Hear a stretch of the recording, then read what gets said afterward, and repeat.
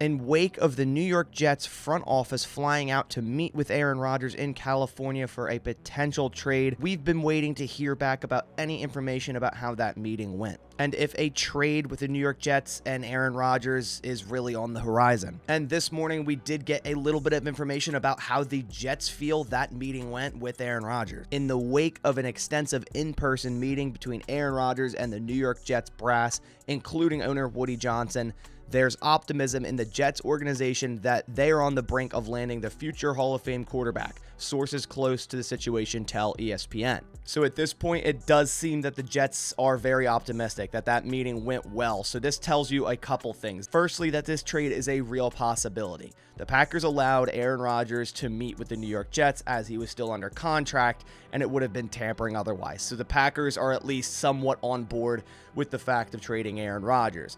Now the Jets feel that meeting went well with Aaron Rodgers, so that infers that Aaron Rodgers will be playing football in 2023, and it seems more and more likely he's open to the idea of it being another team than the Green Bay Packers. While optimism existed before the California meeting, Woody Johnson felt it was important to meet in person, sources said. Johnson left the meeting excited and satisfied about the potential match. So again, just doubling down that meeting went well. It seems owner Woody Johnson at this point is going to do anything he can to get Aaron Rodgers on that football team. And now it's really going to come down to Joe Douglas and Brian Gutekunst striking a deal. As the Jets internally are working under an optimism that this will happen, the Jets and the Packers remain engaged in conversations about compensation and contract, sources said. Those conversations already started before the meeting. So I believe this is a pretty big, important piece of information here, because if Aaron Rodgers didn't like that meeting or said, hey, I'm not going to go play for the Jets, like I didn't like that, I don't want to go to New York or New Jersey for that matter, I don't want to play for the Jets, they wouldn't still remain in conversations about potentially trading him.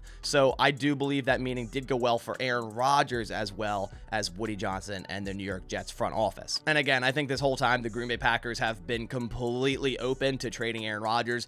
As I said in every other video as of late, they're ready to move on to Jordan Love. I keep saying this, but the tone of Brian Gutekunst in that pre-combine press conference completely flipped. Earlier this offseason, he pretty much said they would be happy to have Aaron Rodgers back. That completely changed during this, pretty much saying if the fit is right, and those conversations have yet to happen. And when talking about Jordan Love, he said he's ready to start. He's ready to be a starting quarterback in the NFL. So it was a complete different flip. I think the Packers are ready to trade Aaron Rodgers, and it seems like right now the Jets are the sole team that's willing to trade for him. So at this point, like I said in the tweet, it comes down to the compensation for Aaron Rodgers and, of course, the contract. And the salary plays an important factor because although if Aaron Rodgers was traded pre-June 1st to the New York Jets, his cap hit for the Jets this season would be just under $16 million, $15.7 million to be exact. But Aaron Rodgers, with the bonus option he has, will still be owed a guaranteed $60 million. So will the Jets want to pay all that guaranteed money, or will they ask the Packers to pay some of it as well on top of what their dead cap will already be if it's a pre-June 1st, $40 million? So then you're kind of in the situation of, okay, we're already taking a big cap hit for Aaron Rodgers, $40 million. If we pay even more, there might be more compensation you're going to receive or a higher draft pick. And interestingly enough, Albert Breer yesterday put out an article that a Jets trade package for Aaron Rodgers might not even include their first round draft choice, saying, let's say this year's second rounder, 43rd overall, and a conditional 2025 pick. That'll ride on how well Rodgers plays and whether he plays in 2024. I might be wrong, but based on what I know, I don't think the Jets will have to give up this year's first round pick. I don't think so, and there's a valuable lesson in that. In the end, it may not even cost the Jets a first round pick to get Aaron Rodgers. When you trade a player, the trade isn't simply the player's skill level at the time of the deal. It's about the contract, it's about his age, it's about the number of teams that are interested. In this case, those things are working against the Green Bay general manager, Brian Gutekunst. And he's 100% right here. I mean, Aaron Rodgers is going to be turning 40 years old.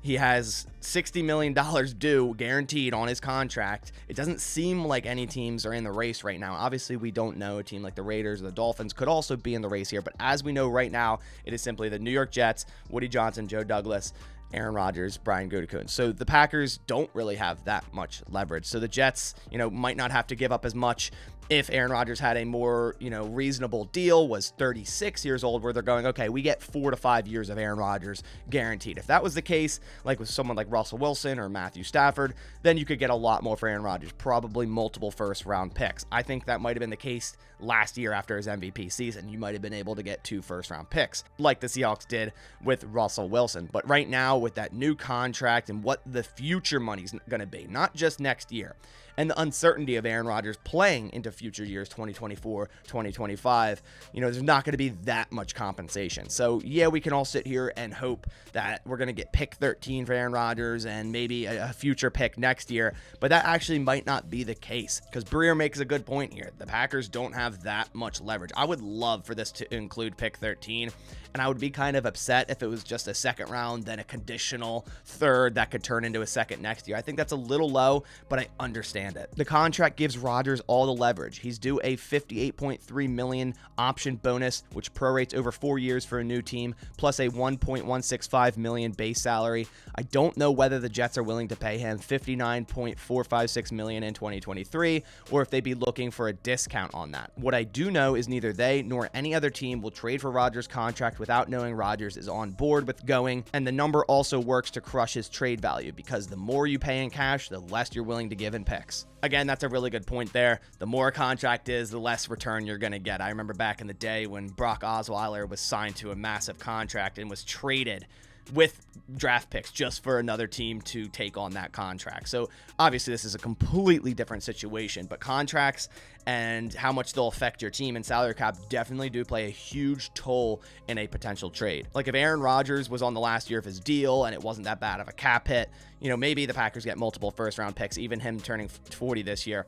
But with the $60 million option bonus for 2023, although that can be prorated out to multiple years, will Aaron Rodgers even be there for multiple years, or will they deal with that $60 million for the next 3 years afterwards when he's not even on the team? And if that's the case, he isn't worth that much. So like I said, I think it all boils down to whether Aaron Rodgers is going to play multiple years. If he's just going to play 1 year, the Packers aren't going to get that much in return. If he says that, look, I got 1 more year in me, the Packers are barely going to get anything. But if he's willing to play maybe 1, 2, even 3 more years, which I think is unlikely, I think it's a 2-year maximum in my opinion, then maybe they can get some more draft capital here. But regardless, if the Green Bay Packers trade Aaron Rodgers, they're going to be paying for him. If it's a pre-June 1st trade, like I said, they're going to be paying a $40 million cap hit, but then it's done after 2023. I think that's the best route to go. Eat your cake right now and deal with it. If they did a post-June 1st designation, it's split up a little bit, $16 million this year and $24 million the following year. We'll see what happens in the coming days. A trade can't be processed until the new league year start on March 15th. So a trade can be agreed upon. So if there is going to be a trade, we'll probably hear about it, because the Jets are going to want that exposure to sell jerseys, sell tickets, and whatnot of an Aaron Rodgers trade, but it can't be agreed upon to the new league year start. So a lot of people are saying, oh, how are the Packers are going to get under the cap with a $40 million or an additional $9 million off the cap, and how are the Jets going to stay under the cap with an additional $16 million off the cap? It won't matter, because we'll be in the new league year start at that point, and teams can move around because they already cleared under the cap by that point. But that about does it for this video. For all your Aaron Rodgers and Packers news, it will be right here on this channel. So if you are new here, go down, click the subscribe button, leave a like on the video, but I'll catch you on the next one. Thanks for watching, and as always, go Pack Go.